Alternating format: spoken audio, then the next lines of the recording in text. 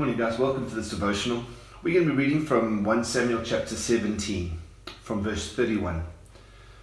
What David said was overheard and reported to Saul, and Saul sent for him. David said to Saul, "Let no one lose heart on account of this Philistine. Your servant will go and fight him." Saul replied, "You are not able to go out against this Philistine and fight him. You are only a young man, and he has been a warrior from his youth." But David said to Saul, "Your servant has been keeping his father's sheep. When a lion or bear came and carried off a sheep from the flock, I went after it, and I rescued the sheep from its mouth. When it turned on me, I seized it by its hair, struck it, and killed it. Your servant has killed both the lion and the bear. This uncircumcised Philistine will be like one of them, because he has defied the armies of the living God. The Lord who rescued me from the paw of the lion and the paw of the bear will rescue me from the hand of this Philistine." And I'd like to just quickly talk today about this split approach sometimes that we have as Christians, which is incredibly unhelpful. And so I want to take a bit of a step back from the story and just ask ourselves a few questions, and then hopefully we'll come to a conclusion. So let's take a step back from the story. What was supernatural about this story? When David kills Goliath, what is the super spiritual, unbelievable, supernatural thing that happens? Because David didn't fly. Right? He didn't fly down to the battlefield and buzz around Goliath's head with wings like an angel. He didn't have supernatural strength, so he didn't walk down there and tear Goliath's head off with his bare hands. He didn't heal someone or raise someone from the dead in the moment. What happened was a normal shepherd boy took a sling that he'd used his whole life. He swung it around and killed someone, right, in a way like he'd done so many times before. I read somewhere online, it said that Saul saw Goliath as too big to fight, and David saw Goliath as too big to miss. And even in David's approach to killing Goliath, we see that when he goes down to the little stream to collect the pebbles to have a go at Goliath, he doesn't just take one, he takes 5. He was prudent, just in case something went wrong. And I think sometimes for us as Christians, we've got this picture that there is a supernatural aspect or element to my life, and then there is a natural aspect or element to my life.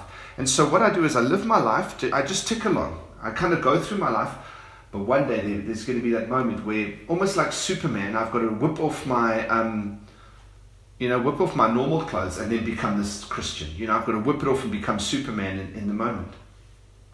And I think it's an incredibly unhelpful approach to life.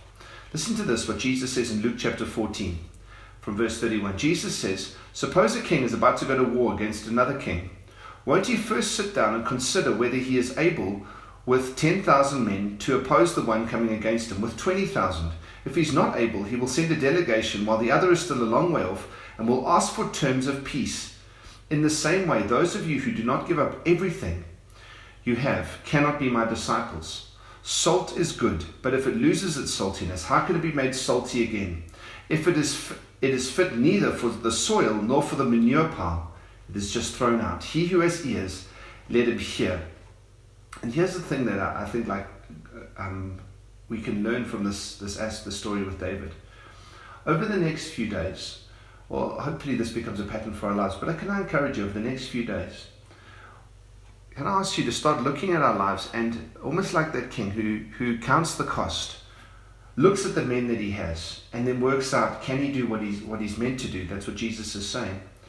When you have a look at your life, the tower that God is building, do you recognize what God is doing? Do I recognize what God is doing? Do I recognize God's hand in every aspect of my life? Not just the supernatural moments where I prayed and I was in a jam or in a pickle and then God suddenly came through for me.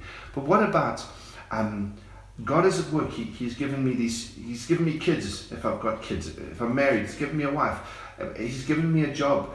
He gives me breath in my lungs. He's provided food for me to eat. He's provided the gifts that I have. He's provided a place for me to stay. He's provided friends around me. Or He's provided His Son for me. The thing about salt is that salt is always salty. It isn't just salty when you need it to be salt, and then other times it has absolutely no taste. And for us as Christians, the danger is that we do live that split life where I have these I can think that I've got these big supernatural moments, and the rest of my life are these natural moments. But how about every aspect of our lives is supernatural? How about when I wake up today, I live a supernatural day, that each thing that I do, I see and I recognize. I actively choose to recognize God at work in my life. Lord, thank you for my breath today. Lord, thank you for the ideas that I've got. Lord, thank you for this time that I've got to spend with my family. Maybe you're at home and you're locked down on your own. Lord, thank you for this time that I've got on my own to be able to think. Thank you that you're here with me. And I begin to cultivate this attitude of gratitude where I realize God is at work today. It's not just some moment in the future when I'm going to expect God to do something big, but He is at work in my life today. And so when David runs out there, what's so interesting is he's trained his whole life. He knows how to use that sling. He's killed bears and he's killed lions before. But when he goes out, he doesn't say to Saul, hey, bruh, I got this. I've done this before 100 times. Bears, lions, the whole thing I've got. He says this, God will deliver the Philistine into my hands. That even in the things that David was so trained in, that was so normal for David, right? Being able to defend the sheep, he still recognized that it was God. God was the one who gave him the ability. God was the one who gave him the courage. God was the one who gave him everything he needed. And can I encourage us today, in our day and going forward, let's recognize God and thank Him for it.